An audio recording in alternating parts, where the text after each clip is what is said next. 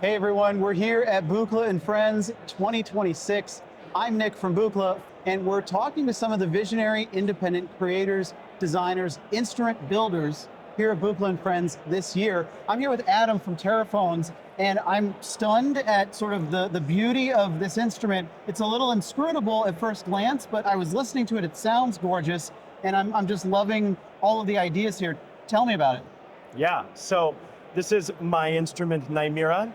It's based around the circle of fifths and my love for the circle of fifths. I'm a huge music theory nerd. I got my degrees in music composition and theory, and so I spent a lot of time thinking about interfaces and systems, and I wanted to create a physical interface for the circle of fifths. And actually, to be more specific, it's the circle of thirds.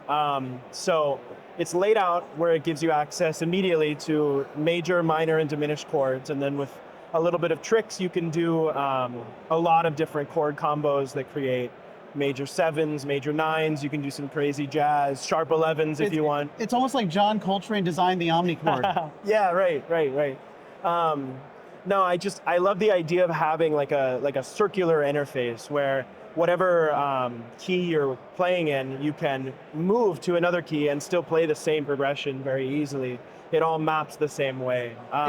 It's a gorgeous instrument, and over here I assume are sort of the tone controls. Yeah, so there's a lot of different controls. There's actually 3 engines in here, but the main one is based off of the overtone series. And so there's 7 sliders that represent the 7 partials of the overtone series. And you can control them individually, their volumes, but you can also take any of them and either apply FM to them, or you can detune them. So you can create a lot of crazy bell sounds and some cool stuff. I love this idea of sort of reaching into the circle of fifths, the circle of thirds, reaching into the overtone series, and just sort of the visual design of this instrument. Where were you inspired? Like, this wood enclosure is really natural. It feels like something I would be playing in the woods next to a waterfall. Yeah. I really wanted to make something. So I come from a classical background. I've done a lot of work with composing for acoustic instruments, and I've always found that there's a huge divide between electronic instruments and acoustic instruments, and I wanted to do something that would combine the two together in a way. So I found a lot of electronic instruments, and especially like Eurorack stuff, to be very, very metallic and very complex looking and very cold. And I wanted to do something that was more warm and inviting and almost as if it were an acoustic instrument. This is so organic. It feels like you could approach it like you would a stringed instrument, classical instrument. But I want to hear, because I heard it a little bit before, but I really want to hear you play this thing. Maybe not giant steps, although I'm sure you could, but let's hear it. Sure, let's check it out.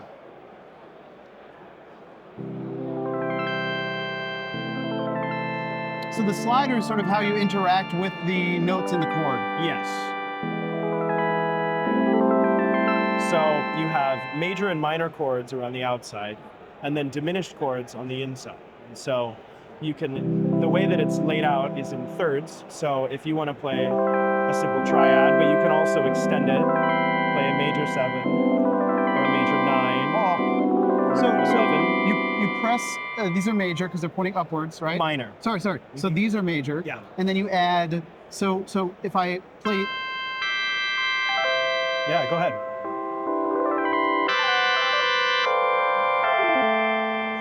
And you can get into some weird sonic territory, but it just sounds so angelic. Yeah. And I also added a mode. Right now you're hearing all of the notes in a row, but it's very common to do open voicings, and I wanted to have a nice open voicing for the jazz people. And you've also got some effects on here as well, right? A little bit, yeah. There's a nice reverb, very simple reverb.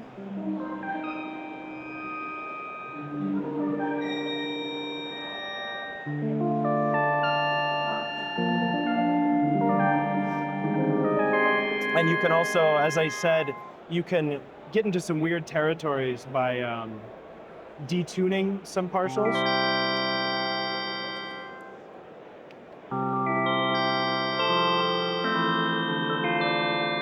And then you can also go right back and You can FM as well, a little bit.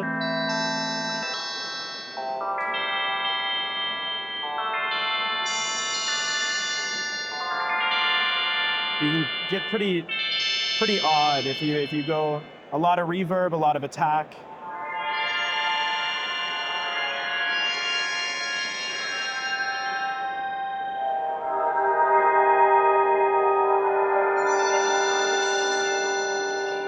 I feel like you get in some really nice ambient territory there. Yeah, definitely.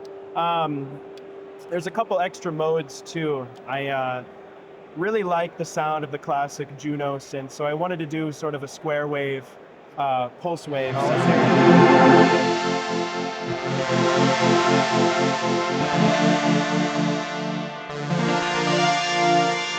That's that sound.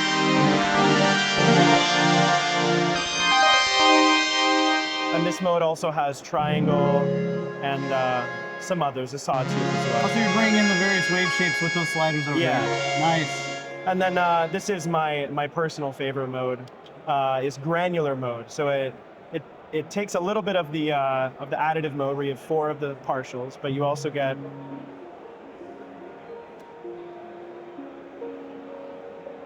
I'm like barely hearing it. Oh no.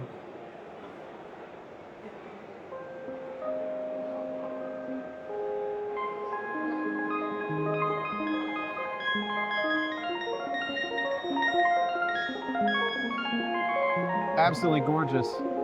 And then the fun comes too when you learn a bunch of the secret combos as well. So for minor chords, if you want to play a regular minor chord, you can, but you add this key underneath it, and it becomes major, which makes it very, very useful for playing progressions like 1 to major 3, let's say, sorry, 1 to major 6, let's say. And then there's also sus chords are achieved by pressing a major chord and the diminished chord next to it. This is further into music theory than us sort of modular diatonic harmony heads ever get, right? Yeah, I would say, I mean, what's nice about it is that everything that you do on it can also be output to MIDI. So if you have sort of like a hybrid system with your modular, you can connect it all together. I like that a lot. Yeah, yeah. I like this interface for it because for somebody like me, I didn't grow up playing the piano, but I got into synthesizers. So, you know, I can bang out a couple chords, but here I can just, I'm grabbing, you know, wherever I want to go in the circle of fifths. Yeah. It's a really cool paradigm for interacting with harmony. I like it. Yeah, it pushes you in different ways too. Like you can, what I talk about a lot is using it as sort of a continuous ribbon. Like if you were in this area, this tonal area, and you wanted to come over here, you could slowly move to intermediate chords that are all connecting all the keys together. And then finally you're over here, very, very smoothly without too much chaos. And so the math that sort of goes on in people's heads when they think, okay, well, relative minor to major to seventh, this is sort of putting it into the visual realm where maybe if you don't have that sort of playing changes kind of background, right, you're able to just visualize, okay, well, it's like a couple pads over here. Yeah. As I get to this chord from this chord to this chord. So cool. Thank you. I've had guitar players tell me that the way that a lot of people picture guitar is they use shapes. And so you learn a shape and then you move it around the guitar and transpose it in different ways. But that same knowledge can be applied here as well. I mean, if you have, whoa. If you have 1, 4, 5, 1, that's in C major. But if you want to go to a completely different key.